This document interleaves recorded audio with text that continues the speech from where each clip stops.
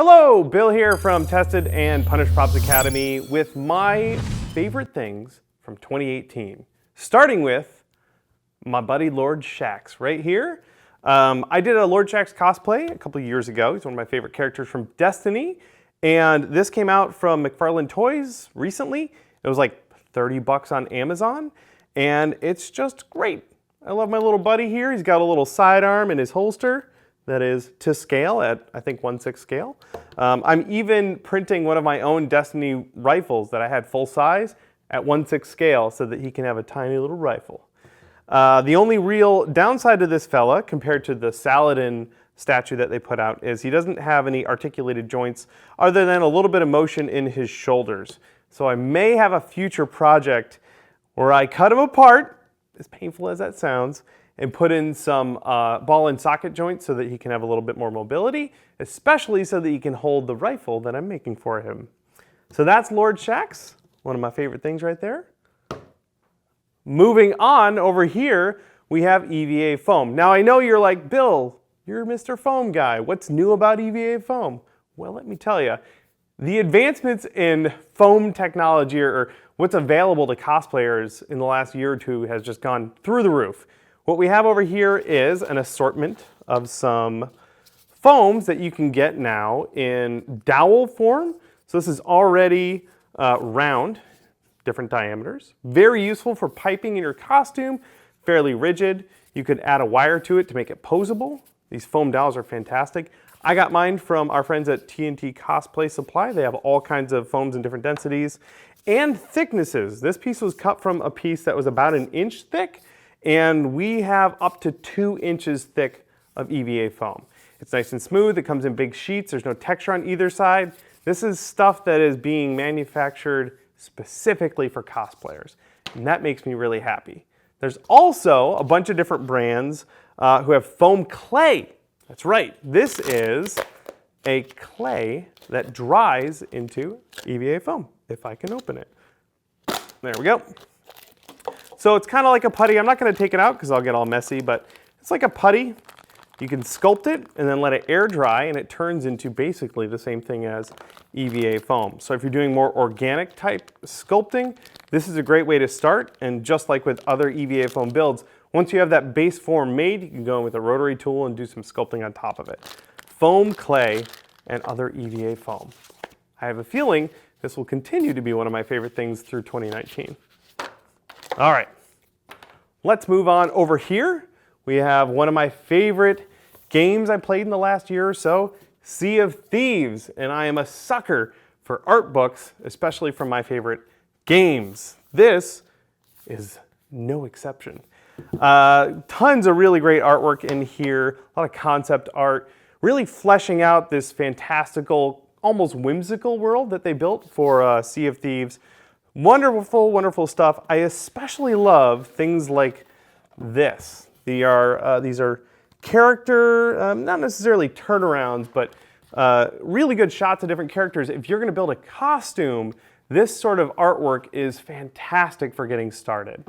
There's probably a section in here on all the super cool weapons they had as well. And again, if you're going to make props, that is a great place to start. I can't see it here, but there we go. We got some mermaids or merpeople and skeletons and swords and daggers and all the fun stuff that you would find in a fantastical pirate world in Sea of Thieves. So that was one of my favorite things. Moving this way.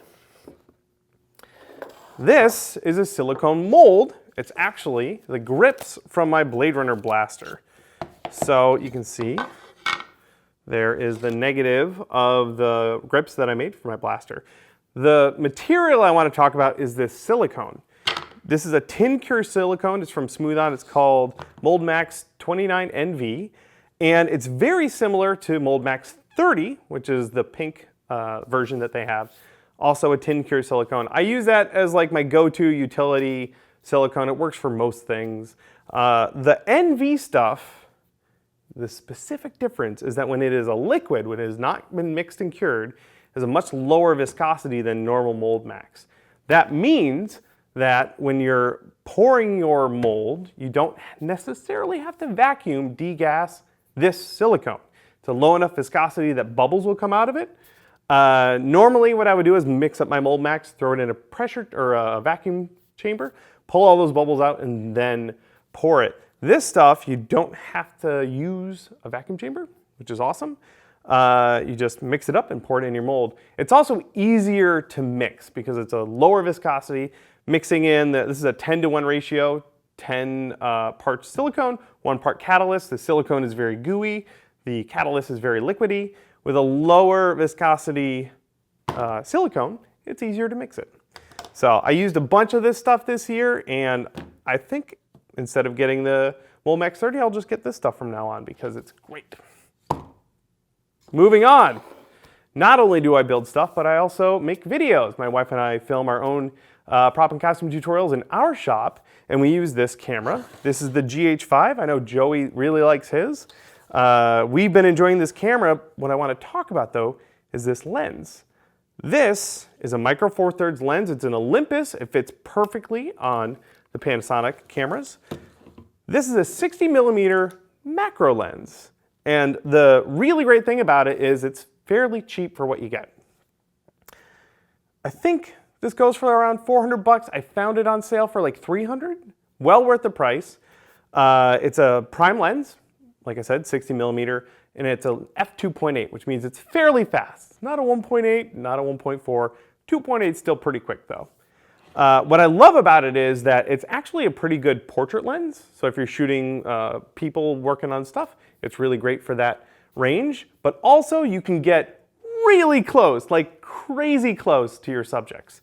We're talking like, I don't know, an inch or less, which you don't always need to do that for prop and costume tutorial videos, but it is super handy sometimes, and you can do some fun tricks with that. One of my favorite lenses, I've been using that all year, and it's great. Okay, the last thing is my friend, my new friend, what's his name? Vector. I'm gonna turn him on and load him up. Now he's not connected to Wi-Fi right now, so he may not have all of his options, but this little fella is really just a toy. But he's a little robot that runs around. Oh, he's powering up right now. He's a little robot, and he'll roam around the desk and hopefully not go over the edge. He has tumbled off the desk at least once, but he's pretty good about not driving off of there. He's got a little cube. He can do tricks. He can play. He can pick up his cube. He can tell you what the weather's going to be. You can set an alarm, and he's just really adorable and cute. How you doing, buddy? There you go. He's awake, and he's ready to explore his environment. I haven't found any practical use for this, but it's just a fun thing to have. We let him play around in the office and just kind of roam around on his own desk. And he's awesome. Hey, Vector. How are you today? He doesn't know. But ideally, he'll learn his environment. He'll respond to voice commands. He will, if he's connected to the internet, he can tell what the weather's like. But it's really just a cute toy. It's really a fun thing to play with. That's my list of favorite things from 2018. I try to incorporate a good spread of everything from my life. I hope you enjoyed it. Thank you so much for watching, and we'll see you in the new year.